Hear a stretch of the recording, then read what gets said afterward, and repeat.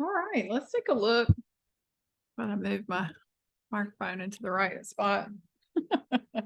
Oh, I'm all twisted and tangled up here. Okay, we're going to convert this standard form equation of a quadratic into vertex form, and we're going to do this very simply. This is what will work when a equals 1. So think about your standard form is y equals ax squared plus bx plus c, right? You've probably seen that form. This works when a is 1. There's an understood 1 here. That means if you've got y equals x squared or y equals n squared or whatever the variable is, then a is 1. It's understood right there in front. If you have a negative, this says you need a different process. If you've got a number there or a fraction, you need a different process. So this is just if y equals x squared, this will work every time. So we're going to use the formula for finding the vertex. And that way we'll be able to write this into vertex form. So the x part of our vertex is going to be found from negative b over 2a. Remember, this is our a, b, c. So a, b, c.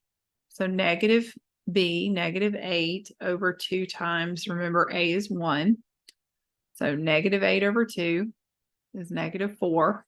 So we know the first part of our vertex is at negative 4. And then you take the equation and we're solving for y. So y equals, we're going to substitute the x's with negative 4s. So I've copied this equation down, but wherever I saw an x, I put parentheses because I'm going to substitute the value. So negative 4 here and negative 4 here. All right, well, negative 4 squared is positive 16. If you got negative 16 on your calculator, make sure that you're in charge of the calculator. You have to tell it to square the whole thing. If you don't, it's going to give you the wrong answer. Minus 8 times negative 4 is negative 32 plus 26. 16 minus 32 is negative 16 plus 26 is 10.